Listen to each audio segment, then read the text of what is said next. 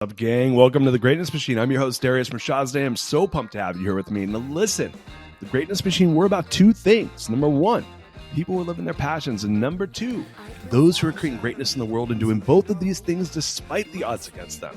Each episode, we're going to feature interviews with game changers, business leaders, telling us their origin stories, what made them tick, what got them to where they are now. Why? So it can help you step into your greatness within your life, your business, and your career. Occasionally, you might hear a few solo episodes from myself, more as I say, as I leverage my 20 years of entrepreneurship as a CEO and founder to help you grow and level up in your journey to scale your life and your business. So come be a fly on the wall, enjoy the conversation, and I'm stoked to have you here with me.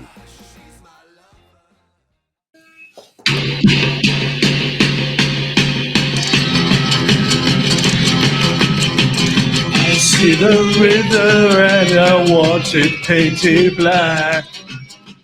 No colors anymore, I want them painted black. I see the girls will buy a distance on my clothes. I have the girls buying till my darkness goes. What's up, CK? What's up, Big D? I just learned that on my guitar. My son and I are playing that Painted Black on the guitar, so I'm so cool that you just played that. Oh man, I'm like, I was like, what is CK like? He likes the Stones. It's a great song, yeah. I don't know the words well enough though, but it is a great song. I love that song, man. Well, man, welcome to the Greatness Machine. Thanks for having me, brother. Appreciate it. Dude, it's finally here. Guys, welcome to this Greatness Machine. I'm your host, Darius MIrshahzadeh, and boy, do we have an amazing guest. My main man, CK, Chris Krause, is in the house. What's up, brother? What's up? Feeling good. It's rock and roll on this thing. I've been watching your show, and so happy you're inviting me on. Oh man, like when we're talking about greatness and being a machine, that's like CK in a box.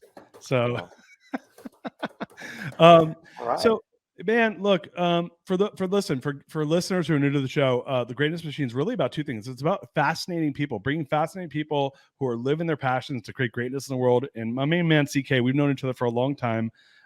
He is neither short of passion nor greatness. So man, you're excited to be here. I'm excited to have you here. I've been really wanting to get you on the show because you've just done so many cool things in your life, and I think you're such an inspiration, man. And I really wanted to share your story with our listeners. So thanks for coming, man. Well, let's get it on, man. Anything I can do to share any tidbits of knowledge of things that I've learned from others, I'm just passing it on. So that's all I'm doing is just a transfer porthole here of hopefully some inspiration. So let's do it, man. Dude, here we are. So I always like to give a little bit of background on how I know our guests. Some guests I don't know, but you and I do know each other pretty well. So CK and I, we met 2015, 2016. And we're actually in a peer-to-peer forum called IQL Forum. It's a quantum leap forum based out of LA. And he's down in Manhattan Beach. I was up in San Francisco. And his forum recruited me to join. It was the CEO Forum, which is a peer-to-peer group where we meet, once a month via like either Zoom or in person. And it's all about, sharing experiences as business people and entrepreneurs on our journeys and in life. And man, I'll tell you this, dude. Like we've known each other now for going on 7 years, and it's been a cool ride just to watch you, like the value you built in business and in life, and to really see the changes that you're excited about making in the world around you today, man. So I'm honored to have met you through IQL, and I'm even more honored to be your friend and to continue to learn and grow with you, man. So it's so good to have that with you. Well, I'm honored. I'm honored to be your friend, Darius. You're an inspiration, and I appreciate what you do, bringing your A game every week and sharing this podcast with people. I'm sure you're changing lives. So, any kudos to you, brother. Yeah, I just don't let your kids listen to this until they're like 17. All right. We'll lock it up. It was not safe for work.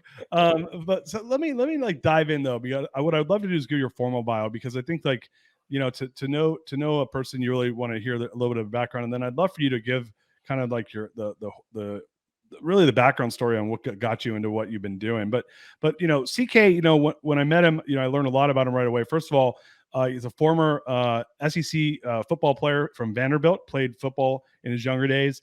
Upon graduation, he got into the business world, ended up in 2000 founding and starting an organization that some of you may have heard of. It's a national organization called NCSA, and it's NCSA Athletic Recruiting. And this is with really around a passion around turning dreams of young athletes into, collegiate athletes. Mm-hmm.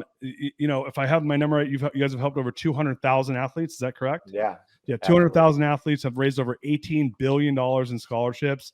And, he did such a good job with this. He ended up actually selling the company to a huge private equity firm known as Reigning Champs that it was eventually bought. And that's public record, but it was a 9-figure exit, ended up getting bought by Endeavor. And, now he's on to the next chapter in his life, which we're going to be talking about, which is called Athleadership. In fact, he has a book coming out to that name, Athleadership, that we'll be talking about some of the premise of that book as well. So, man, that's a lot going on, brother. It's been a crazy wild ride, and it just the idea of living in America and having some passion and writing goals on paper and surrounding yourself with people that that are like-minded and want to see you succeed. It couldn't happen in any other place than our beautiful country, and in this country where entrepreneurship is really being the lifeblood of our communities. Yeah, it's a lot of people like to trash our country, and our country's far from perfect. But if we've done one thing well in this country, it's created a fertile ground for entrepreneurial, innovative, gutsy leaders to come in and build massive value. And obviously, you don't come from an entrepreneurial background, though, do you? Or can you kind of take us back? Actually, I do a little bit. My mother, she was a beautician, and she had her little hair cutting studio in our basement. So she kind of had her own little business that she ran, Yeah. which in my early days, really that income made the difference of putting food on the table in our home. And my dad started as an entrepreneur. He and his brother put together a bottling company where they made soda pop in the local community, and it was a really cool. It's called Picnic Pop, and I used to go to the factory and they watch them make bottling, help them and do stuff. So that didn't turn out to be a business that was scalable. They ended up selling that business when I was in grade school, and he ended up working for the Navy for a lot of years after that. But there was the roots of entrepreneurship had always been in my blood. I think from that, as a kid, I was a caddy. So I would hustle. I sold newspaper out, caddied, worked, all these odd jobs, but definitely the whole work ethic thing was part of our family's core values that were passed on to be big time. Dude, and I apologize for getting that wrong, but that's definitely some entrepreneurial roots. It's funny. So my grandfather had a pop distribution company to the steel mills back in like Wow. Western Pennsylvania. So we got some commonality there. Yeah. Yeah. Always learning something new about you. You never cease to amaze me. How we're interconnected here. Yeah. No, it's funny when you start to think about what an entrepreneur looks like today as opposed to, 50 years ago, and how that indelibly changes who we are, to see someone, making something for themselves, especially at a young age. I grew up, my dad was an entrepreneur, right? So like I watched a guy that which went to work, but it was his business, Mm-hmm. and he killed what he ate, in the gas station business. And I think that leaves its mark, right? And to your point, it can come out a lot of different ways. I think both of us share the commonality around just gnarly work ethic, right? Yeah. Like being brought up where it's like, hey, working hard is not an option. It's like you that's what you got to do, Right. So you grew up like having jobs, working your ass off. How did that lead you down the road to athletics? Because obviously that's become a huge part of your life. Yeah, I was lucky that I was introduced to, my neighbor was a coach, and he had a son that became an all-state basketball player when I was in grade school, and my parents always said, that take a look at what Robbie Judson's doing. He's he's going to get an athletic scholarship to go to college, and I was like, as a fourth or fifth grader, I'm like, God, that's so cool. He's going to go to college for free, and these colleges want him. And so I had this role model as a young kid. So as a sixth, seventh grader, I was like, I wanted to play sports. So I was at the little Catholic school, and I played basketball and played football and baseball.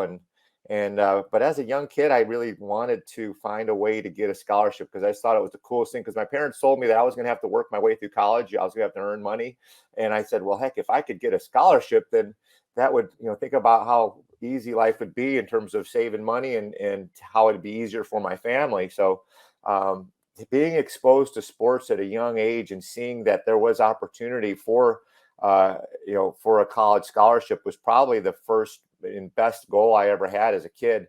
And it helped me keep on the straight and narrow, getting good, strong grades. My dad, said if you get great grades, A's and B's, C's weren't acceptable. And it was a really good foundation for me, and it kept me focused on the big prize, which was continuing education. Now, you grew up in Chicago, right? Yes. Yeah, North Chicago. And what were you guys like? Middle class, upper middle class, lower middle class? I thought we were upper middle class because I grew up on Argonne Drive, North Chicago, which is there were a lot of factories there. My grandfathers were immigrants from Poland.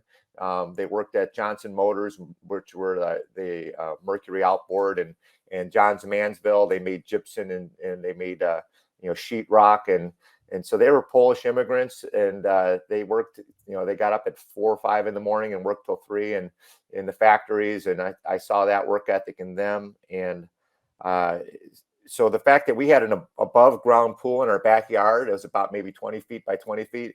And I thought we were like the rich family because we had a pool and actually kids would come over and play in our backyard. But as far as North Chicago goes, compared to Lake Forest and the other suburbs, we were definitely on the blue collar side of town. And so was there a moment when you kind of recognized, you're like, oh yeah, no, we're on blue collar? Did you even care about that, or was that something that was on your radar? When I was growing up in it, I didn't think any differently. But then by the time I got to college and started playing against other teams, and then my freshman high school football picture here, I'll give you an idea. I got it right here. I don't know if you can pick me out of my team here. This is my freshman football team. Oh yeah, you're the one white dude. Yeah.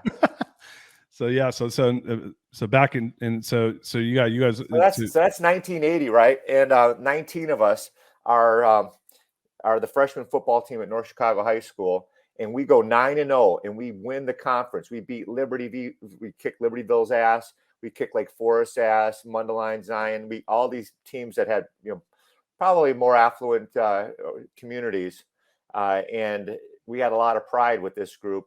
And the thing that stays with me today, and the reason I keep this picture close by to me, is to kind of remind me of the transformative power of sports. This team that was 9-0, by the time we were seniors, we were 4-5, and we lost about 4 or 5 of the best players on our team because of drugs and because of gangs and because of the kids didn't get the kind of support at home.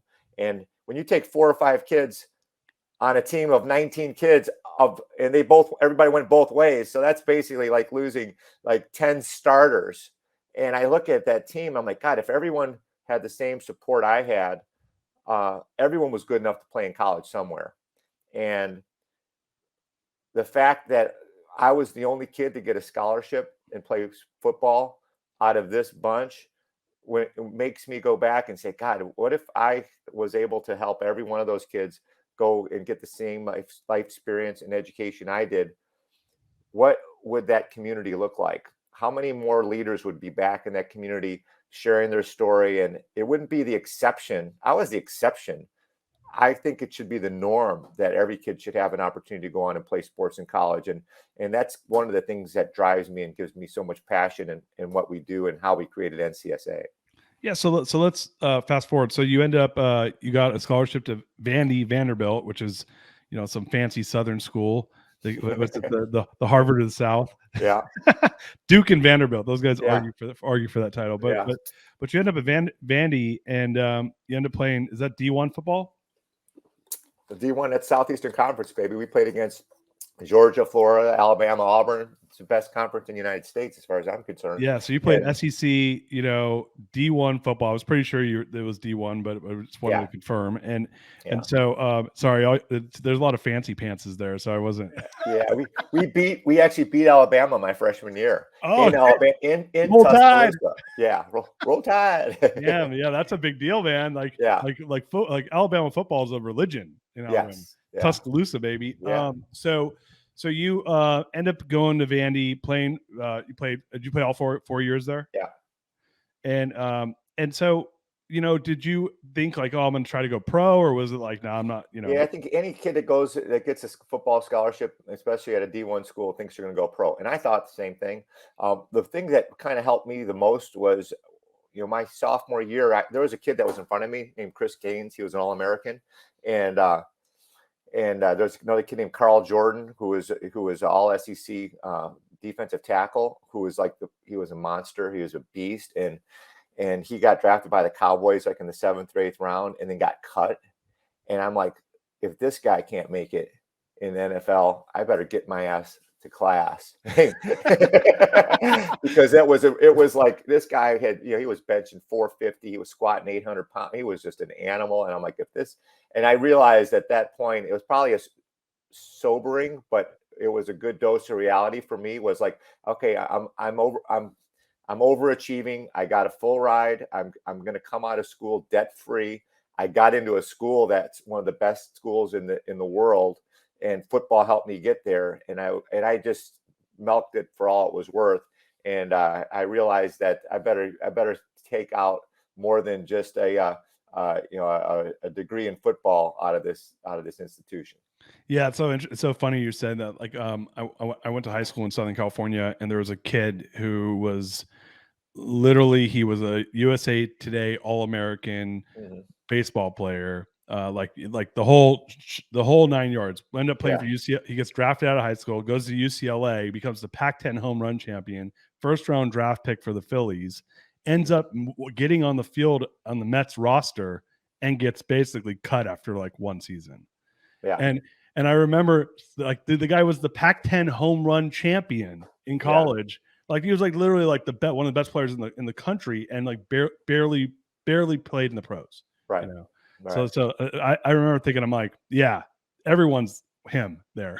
Right. And everyone is him and better. Everyone's better than him. yeah, and better because he played a little bit, but he probably played one season, on the bench, which is a huge deal, right? But even he didn't make it that far. So, well, how did that, like, walk us through, like, how did you end up getting into NCSA? It wasn't like you graduated college, like, oh man, I'm going to go start a business and help kids get scholarships. Like, how did that come to be? First of all, Vanderbilt did an incredible job in terms of helping me get a major that was going to put together some skills that were going to be valuable for me in the real world. And one of the things that I found out is that when I got to Vanderbilt, my high school, I did pretty well in my high school. I finished 5th in the class rank. It wasn't that competitive. When I got to Vanderbilt, we had 127 valedictorians in my freshman class. Wow. So when they looked at my transcript, I was in the Bachelor of Science or the liberal arts college. I only had like 1 year of Spanish, and they immediately looked at my transcript and they said, listen, because you're a football player, we're going to get you set up in any curriculum that's going to be that you can handle. And if you go into liberal arts, you're going to fail out, because 1 year of Spanish, you're going to fail that. So they have this new major called human development, which this guy, Dr. Bob Ennis, had just started a couple of years before. In fact, Vanderbilt has the #1 human development school in the world right now. And it really is about the idea of human performance and continuing education and developing human capital, which I didn't know what that was, but I started looking into it, and I'm like, wait a minute, these human development kids were getting recruited by Arthur Anderson at the time, and they're in the McKinsey type kids that were coming out that were really figuring out how you can build culture and build human capital. Something I never thought about going into as a high school kid, but I started learning about it. I'm like, wow, this is really cool. And I did an internship at a sales and management consulting firm with this guy, Dr. Bill Hulbert. So I started learning about management.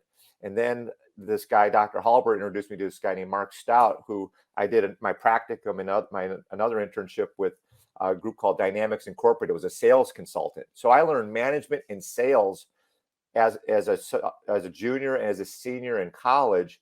And I became this, really this management and sales ninja.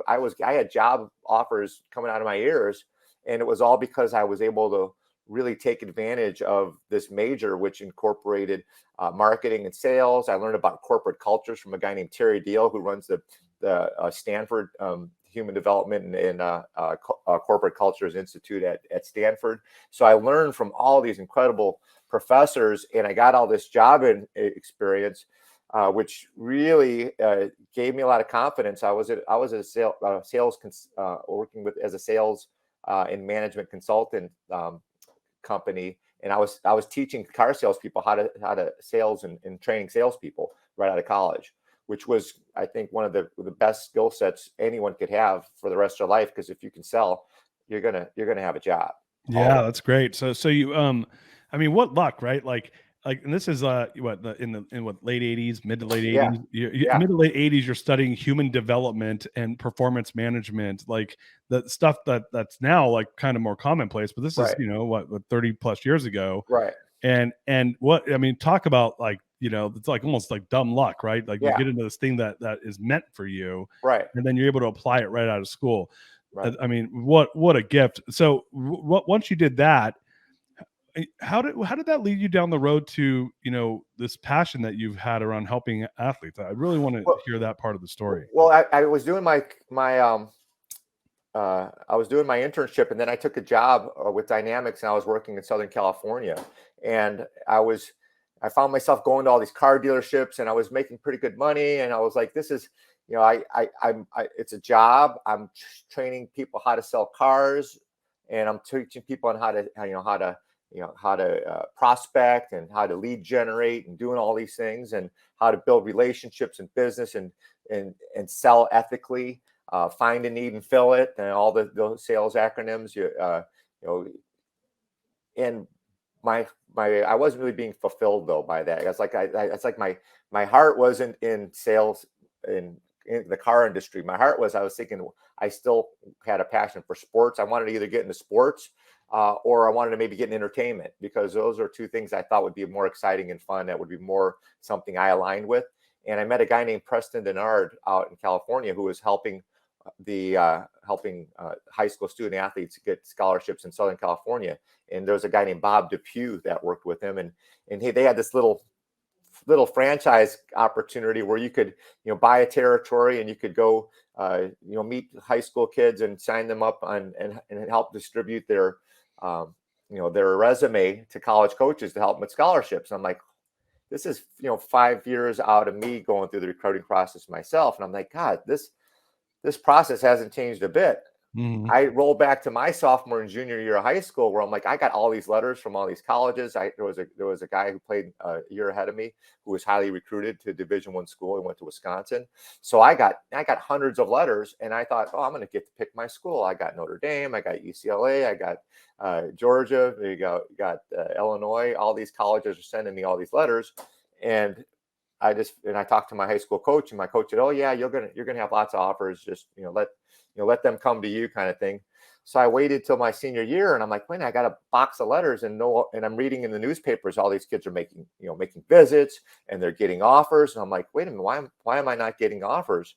So I started going through all the letters, and the letter said, "Dear Chris, if you're interested in Michigan, fill this out or call me if you have any questions. Bo Schembechler." And I'm like, I didn't fill any of this stuff out. And I'm like, I thought my coach was going to do it all for me.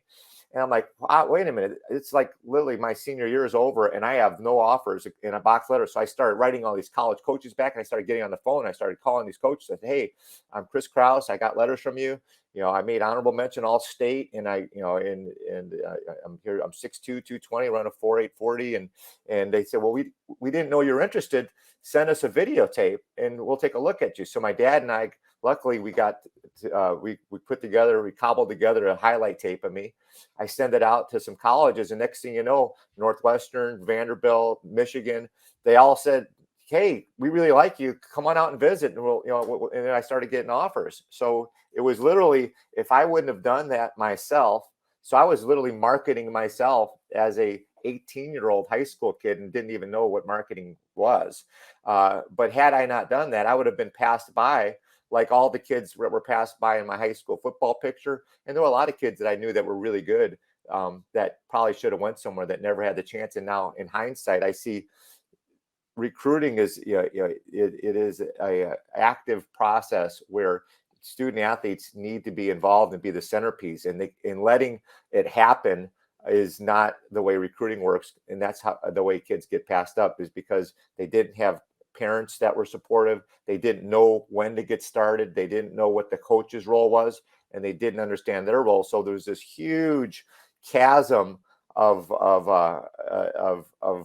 information, that in this vacuum that people don't have, that I luckily got. And in hindsight went back and I said, there's still, here it is 5-6 years later, kids are still getting missed. And this was Division I football. Imagine the D3 soccer coach who have zero recruiting budgets, or the D2 tennis coach. And I started learning about all these other recruiting opportunities where the football has a lot of money and they can recruit nationally. Most of the colleges have very, very little. The average college coach has maybe $2,500 back at the time, maybe $5,000 to try to recruit a whole roster on their team. And you wonder why kids get passed up, because coaches don't have the resources, and the parents and high school kids don't have the resources. And that's when I kind of discovered there was a huge opportunity to link those two communities together. Yeah, that's so crazy. You don't know this. I don't think we've had this conversation, but I ended up almost having an identical experience that you did, where I was a top wrestler in the state of California. My coach didn't do anything to help. He went to JC, Cerritos College. Was like, hey, you should go to Cerritos College. Right. I'm like, I don't want to go to JC. I want to go to I had pretty good grades and stuff. So I'm like, I want to go to a top school. And that was the end of that conversation. I ended up picking up the phone. I didn't get in for academics to UC Davis. I called the coach. Right. I was like, hey man, I said, here's my credentials, same as you. I gave him my credentials. Yeah. And he's like, send him a tape. And literally 1 week later, my rejection letter became an acceptance letter. Yeah. And I was a walk-on. Yeah. But it got you in. Sports got you into that school. I had no idea, man, that had I known, I would have applied to Columbia and a bunch of these different schools. And because I probably wasn't good enough for a scholarship, but I was good enough to walk on to almost any D1 program. Right. And I would have leveraged that to get into a bunch of schools that I didn't even think to apply to. Right. And so this is back in the mid 90s. You're talking about when you were you're a few years older than me. This is the mid 80s. Yeah. And so man, huge opportunity. And so you got involved with these guys and started making some waves. Walk us through what happened next. So I got the idea, and I got my 88 Honda Accord, packed up my belongings, and I said, hey, this is something that I feel I can do, because I knew how to sell.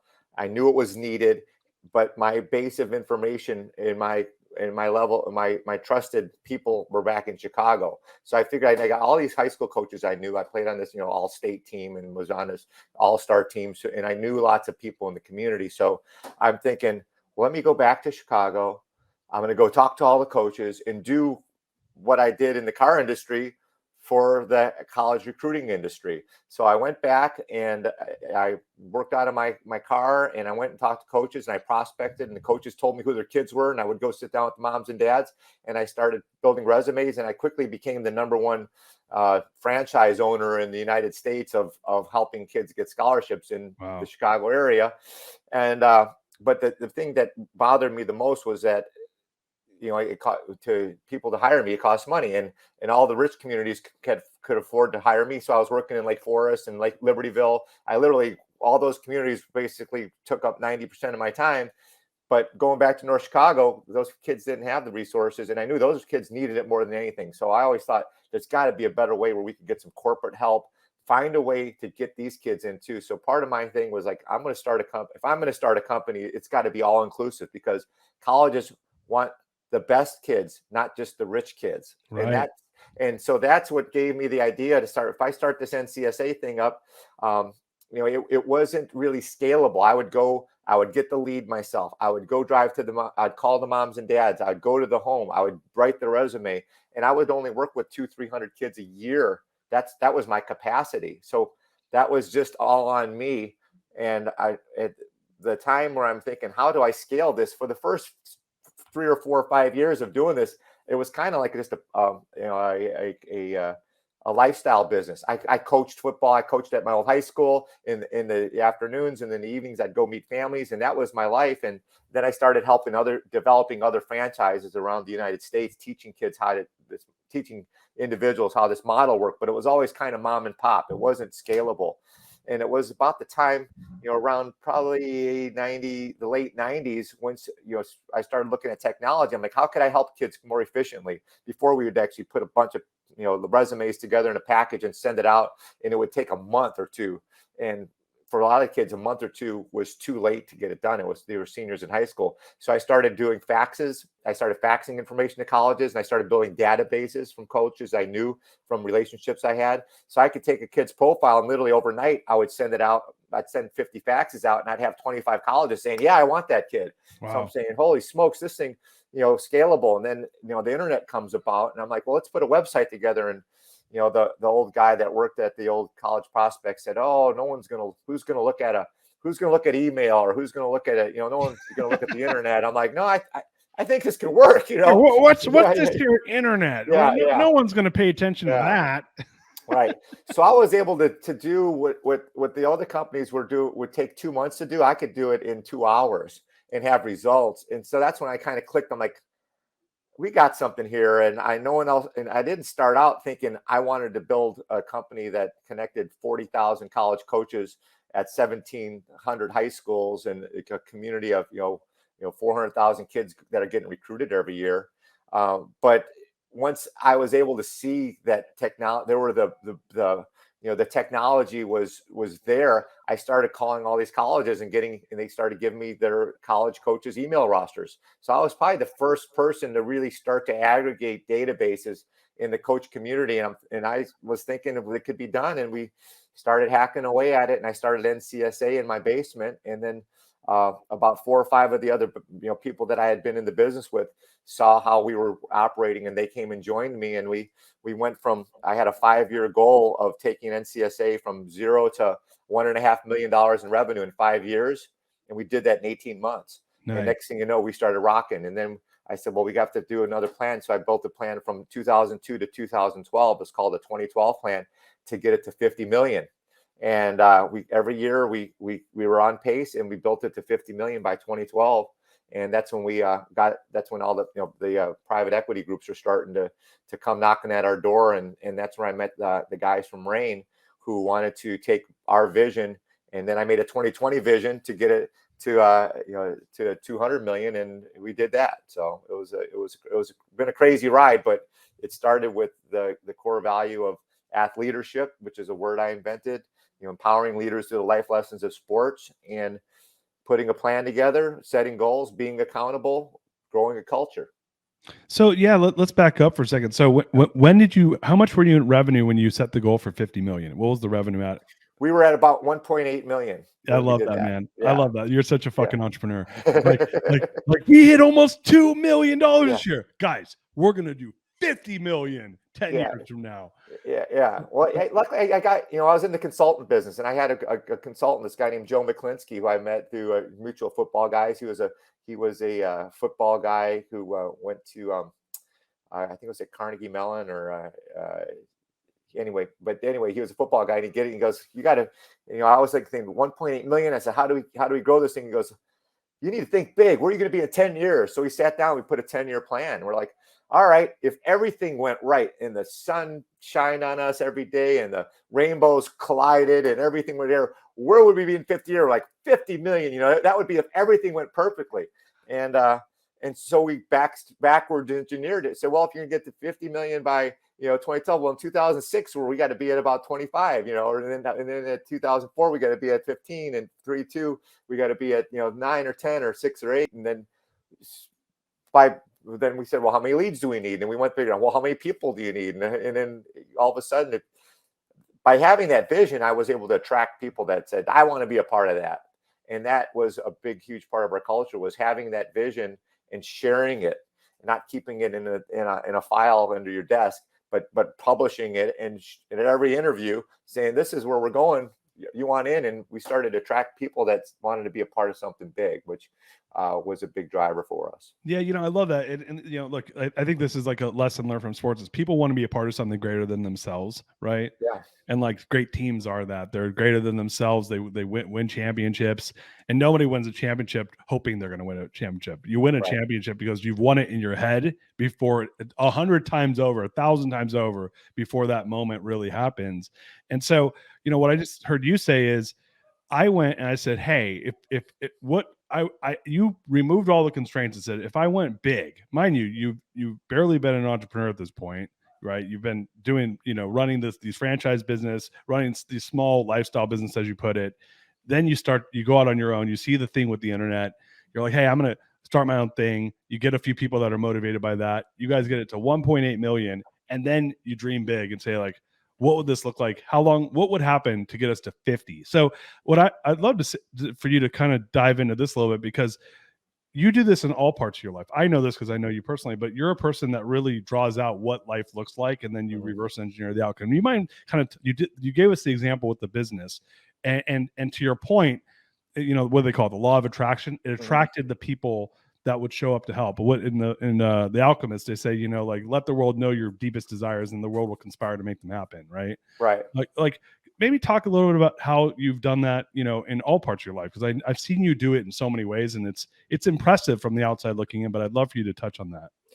Well, the whole idea of, the 7 habits of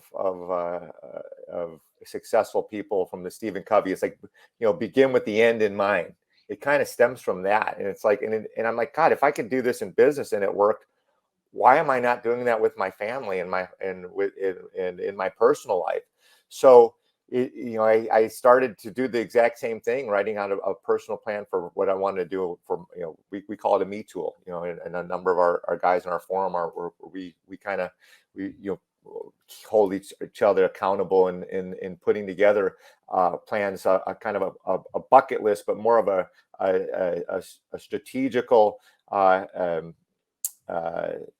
roadmap, sort of say, of what we want to do, who do we want to spend our time with, what do we want our health to look like, what do we want it for our family, what do we want for our communities, what do we want for our businesses, chunking them down and really backwards engineering it in terms of we call them SMART goals: specific, measurable, attainable, recorded over a time frame, and being able to have it from a 25-year out to a 6-year out to a 1 year out to and then having and getting the habits and that are going to be, I call it habit stacking, to be able to do the things where, I know I'm going to be able to keep a level of fitness because I'm working out 6-7 days a week. I'm surfing a certain amount of days a week.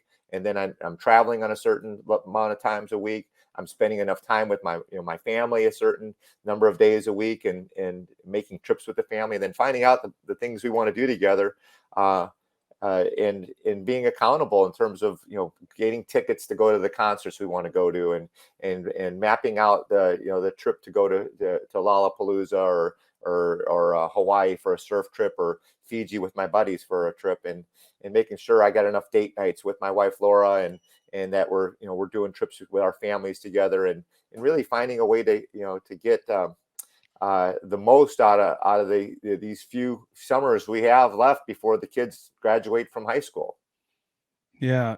Let me ask you a question, because I mean, some listeners may be like, oh yeah, of course you can go do all those cool things, man. Like, you had a big exit, you sold a 9-figure company, you're living the life, but like, how would you have tried to do some of those same things, or did you do those same things before you had your exit? Maybe walk us through that a little bit. Well, I think even before, having a chance to see and build and scale a company as an entrepreneur, one of the things that I got involved with is a group called EO, which we're all involved with, and the whole idea is if you're not, if you're not working on the business, you're working in the business. And for a long time before I got involved in the O, I was in the weeds. I was working in the business, and it wasn't until I started learning that if I don't extricate myself and have a vision for the company and for myself, I'm just going to be one of these guys that ends up working themselves till they're 60, 70 and dies of a heart attack because they didn't take care of themselves. And I've seen that happen to friends of mine that have done that. And I'm like, I don't want to be that guy. I want to be the guy that hopefully has a passion in a lot of their areas in life, where my core values are family and friends and health and fitness and my faith, and to be able to keep those at the forefront and hopefully teach those things to my kids, and be able to continue to grow. That's why I'm being able to come on and meet with you monthly in the EO group. I'm constantly learning new things, and I'm reading new books, and I'm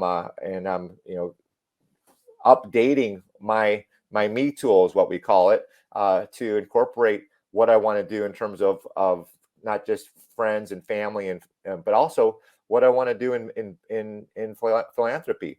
What can I do to give back? I'm doing work with my university and my old high school, and how can I help maybe uplift some other kids and mentor them and help them get to where they want to go because of the wonderful lessons I've been able to learn in my journey. So, what I heard you say essentially is, the biggest lesson you learned was you had to create capacity for yourself, and you couldn't be stuck in the business. You had to, figure out a way. And, we've talked through some of those ways using scaling systems to extradite yourself from the business so that you could have some, I guess, time freedom. Yeah. And one of the greatest lessons any business person can own, whether they're working for someone or working for themselves, is how do you create more time for yourself? And the way you do that, to your point, is by building a plan for it and then executing on that plan. And what I heard you say is once I did that, then I was able to free up time for me to go and focus on these other things that were aligned with my personal values. Is that correct? Right. And let other people know about it. But also one of the things I wanted to do is I learned how to surf, and I wanted to get to California and Hawaii more. And Vern Harnish, who wrote the Rockefeller Habits, said, Chris, you need to spend at least 3 weeks a year away from the business. So that gave me license to take a nice long vacation with my family. And I wrote a book. I wrote Athletes Wanted at the time, and it helped bring value to my company. But it also showed the leaders at the company that they could develop and lead without me. They had the roadmap and they have the plan. And part of me became really involved in leadership development. And the way I could measure leadership was how many leaders was I helping grow. And the more leaders I helped grow, it freed me up to be able to do things that were more important for me. It built the value of the business and made it more scalable, because if I'm just trying to micromanage the whole thing, I realized early that there were some things I was very good at, but there were also some things I wasn't good at and I didn't want to do. And to identify those things that I was passionate about, so I could focus on relationships and team and culture and vision of the company. That's what I did. And I was able to sub out operations, sales, marketing, accounting, other things that I wasn't as good at or I didn't want to do. So that way we could get people in the spots that could identify in the vision of the company where their opportunities were for growth, and then to teach them how to grow leaders. So really, we could only grow as fast as we could grow leaders. And I would point that out to everybody, and they could see it because they could see the growth chart. They could see how many people we needed, and people could start to see the org chart for 2020. And we were in 2008, and they're like, I want to be that guy. And now all of a sudden I had people working to fill org chart spots that were 4 or 5 years down the road. And today, one of the things I'm most proud of at NCSA is a lot of those spots are people that, the president of NCSA is a girl named Lisa Strassman. She started out as a $15 an hour intern, and she's the president of the company right now. Izell Reese, who played 7 years with the Dallas Cowboys, who joined us up, had a vision of helping develop youth sports to the point where we have the company called Reigning Champions Experiences, which was developed as a marketing part of NCSA. All of NFL flag football is part of that company now. So the guys that were part of, and it was all part of this 2020 vision that they just continue to run with. And it's really fun to be able to see, I call it not just a coaching tree, but kind of a leadership tree, to see the people that are still Corey Wallman. And I have a list of people that were the leadership team we set up at NCSA that are still running things at Endeavor right now, which I'm most proud of. That's amazing, man. I have a question. Can you run for 10 more minutes? You got to get wrapped up here. Yeah, I'm good. Yeah, let's go. Yeah. I I'm having appreciate fun, that. buddy. This is great. Yeah. Time's flying by. I know. I watching the clock. But one of the questions I have, which I think maybe other leaders might have, or listening to this, is like, hey, man, that sounds great, but how do I develop leaders by me not being there? Like that sounds, and that's my first question. My second question, maybe answer my second question first. Are you telling me that you drew out org charts for when the company was 10 times its size? So you literally had an org chart. Like, this is the org chart for 5 years from now. Yeah, this is where these are all the departments. This is where we're going. And people are like, but we don't have any of those departments yet, Chris. And you're like, well, yeah, but we will then. Well, yeah. After my second iteration, after we did 2012, I got the leaders of the company and we built 2020 together. So a lot of the people that it wasn't just my vision anymore. I got the leaders of the company and we made the 2020 vision. And a lot of the leaders that are still there helped develop that. Said, let's make your department. Give me your department 2020 vision. And so they would go to work and they would dream up of how big their department would be and how many employees they would need and what technology they would need. And so it was fun to get more people involved and get hands-on in writing that vision.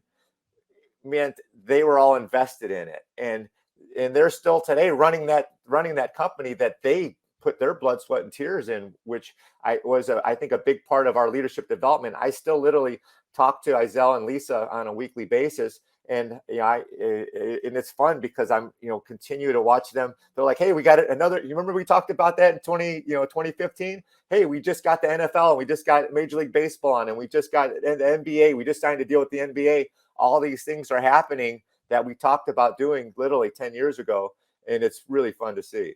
I think there's a lot of power in painting, picking that target in the future, and then letting the team figure out a way to get themselves there themselves, right? And help, and I guess escorting them there along the way.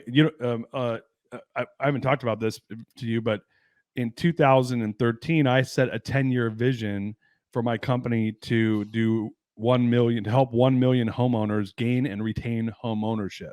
The number was 0, and there was like 30 people in the business at that point. Mm-hmm. They're literally hitting that next month.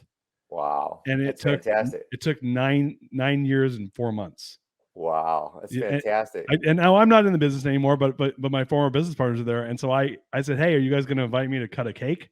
Yeah. Really, yeah. But it's the same. And look, man, I've been out of the company for 2 years now, but I was there for 8 years and I set that goal and I exited the company, but I still was like you rooting them on. Like, yeah, hey, like it's your baby. We got to hit that million, you know? And I'm sure everyone that was there the day I set that goal was like, oh, maybe we will, maybe we won't. But in my mind, I'm like, oh yeah, we will. It's just a question of how we're going to, right? Right. And so you clearly did that not once, but twice. 50, then 200 million. You exited the company. What was you exited, and then you did I guess you're still involved through some other parts of the business, but walk us through that exit a little bit. Well, we got to 50 million and we had a lot of runway. We were growing rapidly. And so I took some chips off the table, but I still kept a pretty good equity position in the second part from 2014 to literally just 2021 when we sold the rest of it to Endeavor. And at that point it was more following through on the plan and getting out of the way, because actually with the guys from Reigning Champs and we're like, hey, they call it's funny, it's like the Steve Jobs or the Colonel Sanders, like I'm the founder, and we already had all these great people, talented people in place, and I had the opportunity to move to California, which was part of my me tool, was to get to. So when they said, hey, I can move to California and work with Russ Pillar and the guys with Reigning Champs in Santa Monica, I that took me about 10 minutes to say yes to that one. Right. So that's when I moved from Chicago to California and continue to work with them and helping grow the company. And then to just be able to start to focus on what my next chapter is going to be as a leader, and to start looking at other opportunities. And that's where I've had the good fortune to still have a really great relationship with NCSA. I still have some ownership in Reigning Champs, and so now I'm more of a consultant. So I've been having a chance to meet with Mark Shapiro and the guys at Endeavor, and look for ways to integrate NCSA with all the other sister companies over at Endeavor. It's been a lot of fun. So we're diving into things with name, image, and likeness now. We're diving in some things with culture. The IMG Academies, which is the sister company of NCSA, we're looking at literally doing corporate training over at the IMG Academies now, where we could take YPO and EO groups and bring them into a world-class facility and do some training with them on mindset and nutrition and business development. So there's a lot of fun things that I'm starting to be able to continue my passions at a kind of different level, at a board level. I also have a good buddy of mine that owns Guaranteed Rate Mortgage, and so I'm serving on the board at Guaranteed Rate now, and so I'm starting to learn a lot as a board member there too. So I'm continuing to grow in this whole concept of Athleadership. My big passion has always been taking all these college kids and helping them get internships and jobs. So we put together a program at Vanderbilt University where their interns are the athletes are getting internships with EO and YPO companies in Nashville, and we're looking at scaling that on a national basis as well too. So I continue to take the passion and try to move it into the areas where fortunately still they know they have a little bit of influence now. It helps. So yeah, man, I love it. I also love that you're now in the mortgage business. So you're like, oh, I just learned, Darius, that your industry's fucked up. Wow. It's an eye opener. Like, oh, this is quite a roller coaster. Yeah. Interest rates just did what? Yeah. Oh, your business just got cut in half? Oh, Yeah. in like 90 days?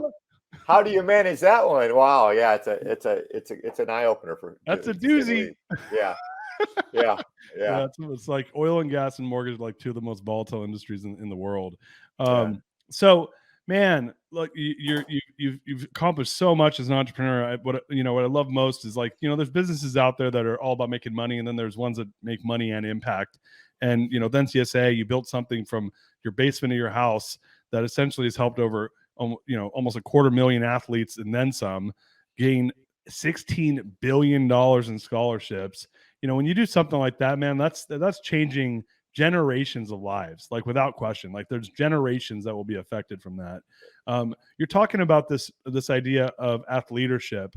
Like, tell us a little bit about that. I'd love to close the show out just teaching people what that is, because I believe that sounds like that's a big part of your next movement. Yeah, Athleadership is a term I coined about 10 years ago, and working on getting it put in the dictionary. That's a goal of mine.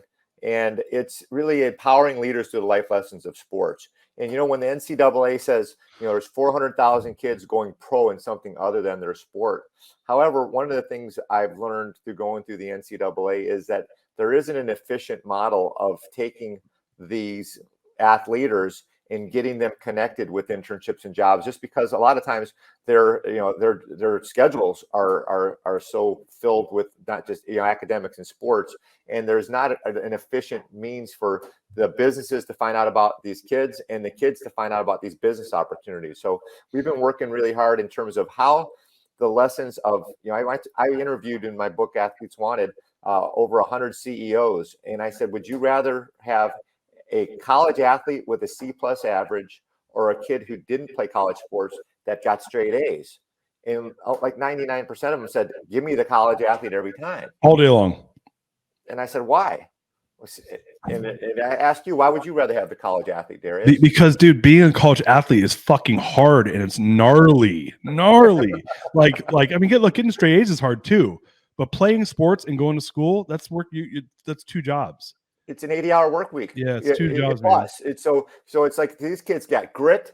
They know how to be coachable. They've been yelled at. They have incredible work ethics. They're goal setters. They're able to manage their time. There's all these tools that make that reason why we have like NCSA is my little Athleadership model, because we have almost 1,000 employees. Almost everyone played college athletics, and people say, well, how do you want to grow your company? Well, here's what you do. You get a bunch of athletes, you give them a vision, show them where they're going to go, show them how they're going to get there, show them the position that they're going to play on the team. You make it a safe place to make plays where there's trust, and you have fun. And you do those 5 things, you're going to win a championship every time. And that's an Athleadership culture. So I'm trying to teach people that may not be as savvy in terms of understanding sports and how these athletes can infuse a great cultural values into an organization and really gamify business. And I think there's a market for people that want to grow their businesses to help recruit athletes and have those athletes be a part of passionate companies that are driven by those same value, those core values of the team value that really that's the first value, I think, for any organization to have success, is to have a team mentality versus just the business mentality. Wait, so were all your employees at NCSA college athletes? Yeah, and probably about half of them went through the program and came back and worked for us. So we got no way. So we cheated. I asked such a stupid question. I'm like, how did you level up these leaders? Like, Darius, I found people that had my values, that had the values of an athlete, that were played at an elite level, which means they have natural leadership ability, because that's the only way you get there. Yeah. And then I just put them in, and I got out of their way. Yeah. Supported them. And then we said, in 4 years, when you're done playing, come back and work for us. Yeah. And they all started to come back. The chickens come home to roost, right? I love it, man. So look, dude, shit. Dude, so much fun hanging out with you, by the way. This is really cool.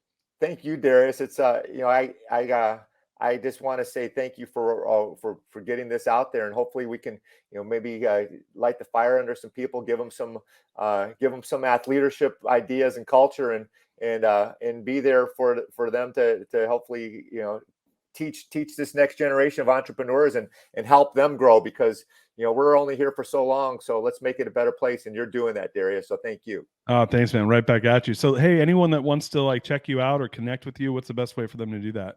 Y'all can I'm on the social medias, but just NCSA CK NCSA@me.com is my email. CKNCSA@me.com, or you could look me up on Google me. I